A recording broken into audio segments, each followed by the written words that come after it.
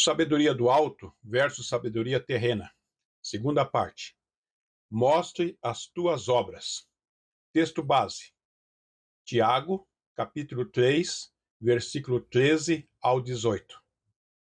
Quem dentre vós é sábio e inteligente, mostre, pelo seu bom trato, as suas obras em mansidão de sabedoria. Mas se tendes amarga inveja e sentimento faccioso em vosso coração, não vos glorieis, nem mintais contra a verdade. Essa não é a sabedoria que vem do alto, mas é terrena, animal e diabólica. Porque onde há inveja e espírito faccioso, aí há perturbação e toda obra perversa. Mas a sabedoria que vem do alto é, primeiramente, pura, depois pacífica, moderada, tratável, cheia de misericórdia e de bons frutos, sem parcialidade e sem hipocrisia. Ora, o fruto da justiça semeia-se na paz para os que exercitam a paz. Mostre as tuas obras. No versículo 13 diz: mostre pelo seu bom trato as suas obras em mansidão de sabedoria. O viver em Cristo não é só ler a Bíblia, orar, frequentar cultos e estudos bíblicos. É necessário um desenvolvimento espiritual. E as 9 virtudes do Espírito têm que ser manifestas na pessoa que experimentou o milagre do novo nascimento. O amor, a alegria, a paz, a longanimidade, a benignidade, a bondade, a fidelidade, a mansidão, o domínio próprio. Vemos isso em Gálatas, capítulo 5, versículo 22 ao 23. Mas o fruto do Espírito é amor, alegria, paz, longanimidade, benignidade, bondade, fidelidade, mansidão, domínio próprio. Contra estas coisas não há lei. No versículo 13 do capítulo 3 de Tiago diz: Quem dentre vós é sábio e inteligente, mostre pelo seu bom trato as suas obras em mansidão de sabedoria. o regenerado, ele é impulsionado por uma nova lei espiritual gravada em seu coração. É Romanos, capítulo 8, versículo 2. Porque a lei do Espírito de vida, em Cristo Jesus, me livrou da lei do pecado e da morte. Existe um poder vivo e atuante no coração do verdadeiro crente, para que ele persevere no caminho, Jesus Cristo. Ezequiel, capítulo 36, versículo 27. E porei dentro de vós o meu espírito, e farei que andeis nos meus estatutos, e guardeis os meus juízos, e os observeis. O amor. O amor parece ser a virtude principal, o fundamento, onde estão edificadas as outras virtudes. O amor é a prova de que a pessoa nasceu de novo. Primeira Epístola de João, capítulo 4, versículos 7 ao 8. Amados, amemo-nos uns aos outros, porque o amor procede de Deus, e todo aquele que ama é nascido de Deus e conhece a Deus. Aquele que não ama não conhece a Deus, pois Deus é amor. Não existe vida cristã destituída do amor de Deus. Deus é amor. Alegria. Alegria é a ordenança divina. É impossível a pessoa ser habitada pelo Espírito Santo e não ser uma pessoa alegre. Deus jamais cobra de nós uma coisa que é impossível.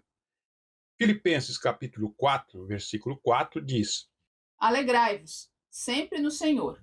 Outra vez digo, alegrai-vos. alegria é fruto do Espírito. Gálatas capítulo 5, versículo 22. Mas o fruto do Espírito é amor, alegria, paz, longanimidade, benignidade, bondade, fidelidade. Todo cristão tem o Espírito Santo dentro de si. Então, a alegria ultracircunstancial tem que ser manifestada em sua vida. Observe que o texto bíblico não está sugerindo que o cristão seja alegre. Alegria não é uma opção para quem vive no Espírito, mas uma ordenança. O verbo está no imperativo, portanto, é uma ordem de Deus. Alegrai-vos. Não estamos tratando aqui de uma alegria fatalista ou aceitação resignada do destino que leva ao conformismo, mas da virtude do Espírito atuando na vida de quem descansa na soberania de Deus em meio aos vendavais e tribulações da vida. A verdadeira alegria não depende das circunstâncias que a pessoa esteja vivendo.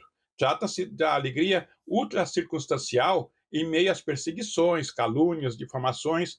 Mesmo debaixo das mais severas aflições, o regenerado continua manifestando o fruto do Espírito Santo. A alegria no Senhor não depende do que esteja acontecendo no mundo exterior, mas da paz interior de um coração regenerado sob o controle do Espírito Santo. O Evangelho da Graça manifesta alegria aos nossos corações. A alegria momentânea desse mundo não é a verdadeira alegria. Só as pessoas que nasceram de novo desfrutam da verdadeira alegria. A alegria não é a ausência de tribulações, mas o atuante poder do Espírito Santo em nós para perseverarmos alegres em todas as circunstâncias da vida. No Evangelho de João, no capítulo 15, versículo 11, diz: Tenho-vos dito isso para que a minha alegria permaneça em vós e a vossa alegria seja completa. Esta alegria não significa alegria por conquista de coisas terrenas ou de vitória sobre os inimigos. A paz. Paz é o resultado da nossa reconciliação com o Pai, por intermédio da fé em Cristo.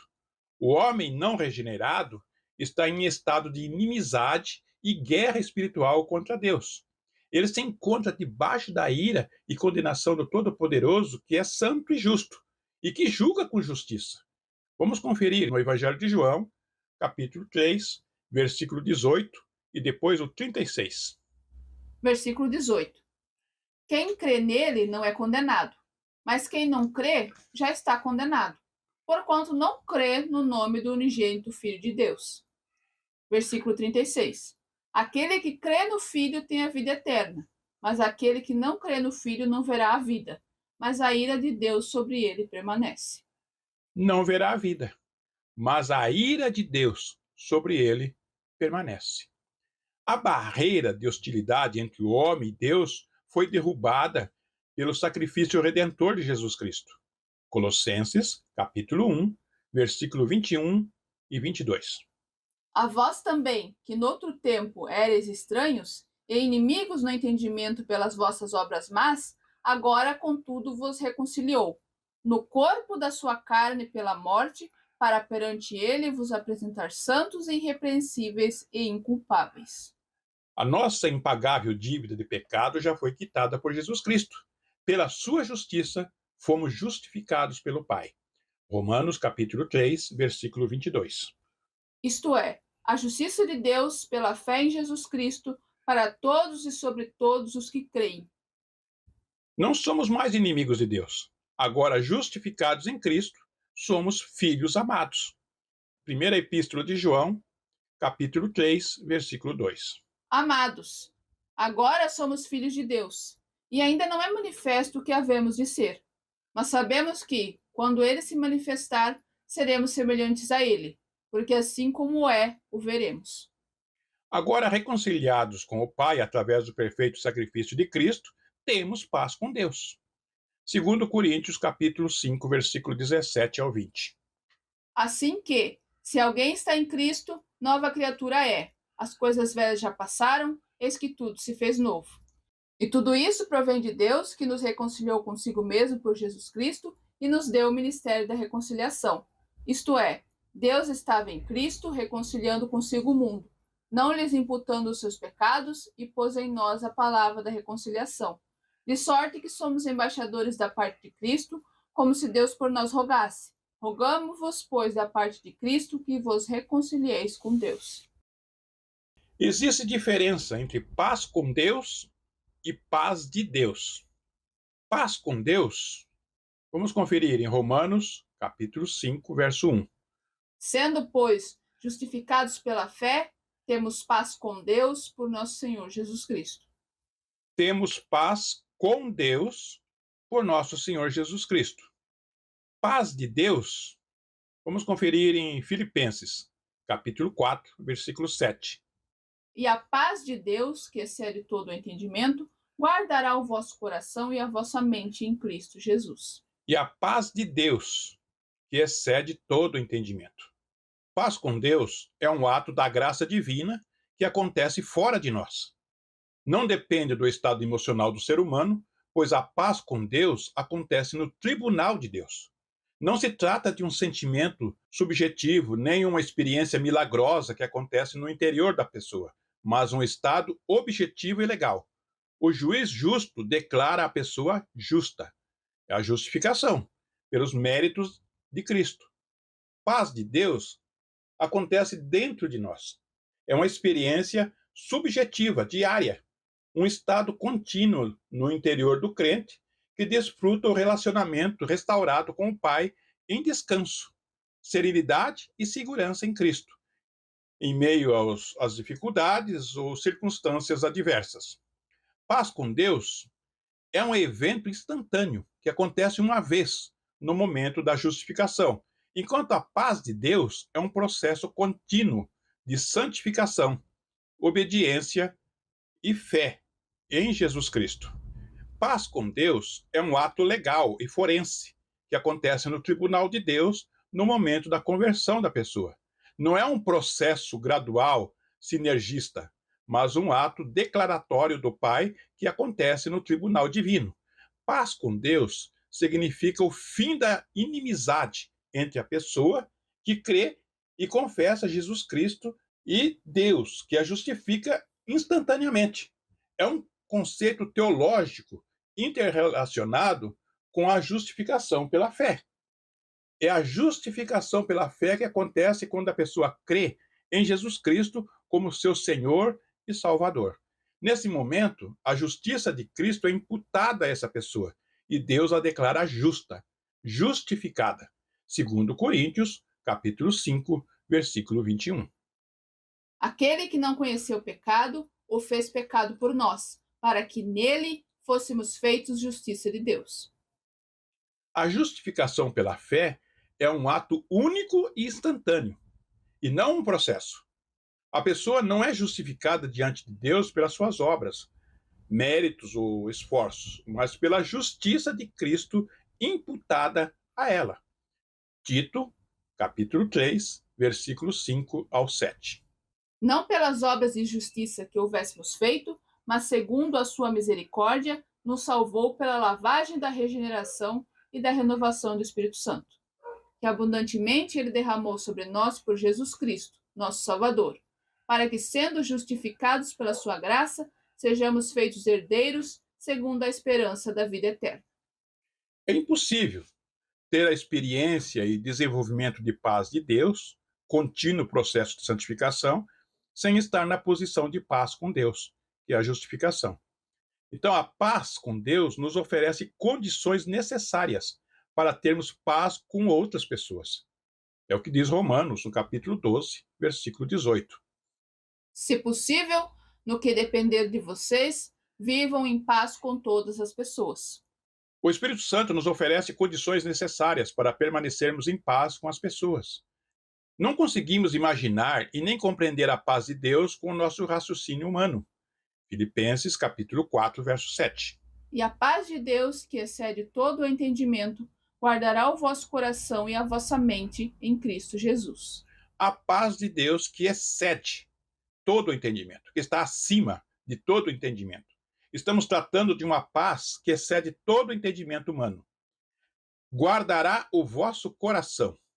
Aqui, o apóstolo usa uma analogia de uma sentinela, soldado que fica de vigia, nos protegendo das emoções e pensamentos dos ataques do diabo, das ansiedades do nosso próprio coração. Paz de Deus significa entregar todas as nossas preocupações nas mãos do Senhor. 1 Pedro, capítulo 5, versículos 6 e 7. Humilhai-vos, pois, debaixo da potente mão de Deus, para que a seu tempo vos exalte, lançando sobre ele toda a vossa ansiedade, porque ele tem cuidado de vós. Paz de Deus envolve procedimento de intimidade com o Pai. É um processo diário de entrega, dependência, obediência, confiança, oração, leitura, meditação e aplicação da palavra de Deus. É a comunhão e o caminhar diário e processual no Espírito. Significa quietude, serenidade, confiança interior. A pessoa é invadida por uma paz que ultrapassa todo o entendimento, mesmo nas circunstâncias mais adversas. Longanimidade. Significa paciência com as pessoas atribuladas, cansativas, que nos chateiam, irritam, sem sermos arrebatados por explosões da ira. É a paciência que subjuga os sentimentos de raiva, tardia em irar-se. Provérbios, capítulo 14, versículo 29. O longânimo é grande em entendimento, mas o de ânimo precipitado exalta a loucura. Na Nova Almeida atualizada diz: Quem tarda em irar-se é grande em entendimento, mas o que facilmente perde a calma faz um elogio à loucura.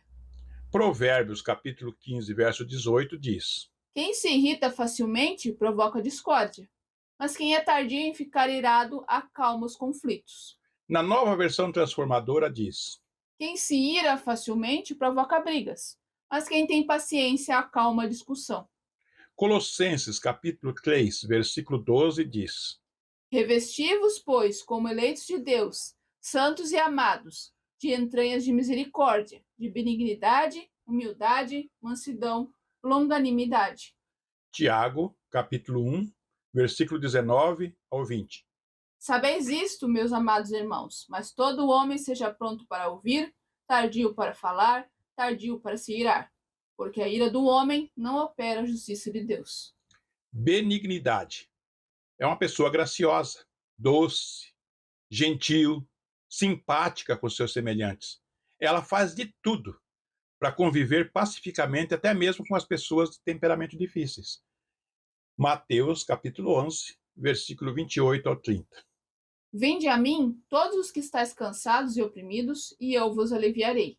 Tomai sobre vós o meu jugo, e aprendei de mim, que sou manso e humilde de coração, e encontrareis descanso para a vossa alma. Porque o meu jugo é suave e o meu fardo é leve. Aprendei de mim, que sou manso e humilde de coração. Então devemos sempre nos lembrar de que o Espírito Santo jamais nos torna pessoas amargas, carrancudas, antipáticas. Bondade é a pessoa generosa, que está sempre empenhada pelo bem do próximo. Provérbios, capítulo 11, verso 25. O generoso prosperará. Quem dá alívio aos outros, alívio receberá. Provérbios, capítulo 11, verso 17. O homem benigno faz bem à sua própria alma, mas o cruel perturba a sua própria carne. 2 Coríntios, capítulo 8, versículo 1 ao 5. Agora, irmãos, queremos que vocês tomem conhecimento da graça que Deus concedeu às igrejas da Macedônia. No meio da mais severa tribulação, a grande alegria e a extrema pobreza deles transbordaram em rica generosidade, pois dou testemunho de que eles deram tudo quanto podiam e até além do que podiam por iniciativa própria. Eles nos suplicaram insistentemente o privilégio de participar da assistência aos santos. E não somente fizeram o que esperávamos, mas entregaram-se primeiramente a si mesmos ao Senhor e depois a nós, pela vontade de Deus. Então, eles entregaram tudo, né? Fidelidade. Fé é a confiança e a perseverança. Trata-se de uma pessoa que podemos confiar. Sempre cumpre o que promete. Mateus, capítulo 5, versículo 36 e 37. Não jure pela sua cabeça, porque você não pode fazer com que um só cabelo fique branco ou preto. Que a palavra de você seja sim, sim, não, não. O que passar disto vem do maligno. Essa pessoa permanece confiando em Deus nos momentos mais difíceis da sua vida. 2 Coríntios, capítulo 5, verso 7. Porque andamos por fé e não por vista. Podemos descrever uma analogia de um animal feroz que foi domesticado e está sob controle. Nós estamos sob controle do Espírito Santo. Mansidão. Trata-se da pessoa submissa a Deus e ao próximo. Filipenses, capítulo 2, versículo 3 ao 4. Nada façais por contenda ou por vanglória, mas por humildade. Cada um considere os outros superiores a si mesmo. Não atente cada um para o que é propriamente seu, mas cada qual também para o que é dos outros. Essa deve ser a atitude de cada membro do corpo de Cristo. E o domínio próprio. Autocontrole e autodisciplina. Provérbios, capítulo 16, versículo 32. É melhor ter paciência do que ser herói de guerra.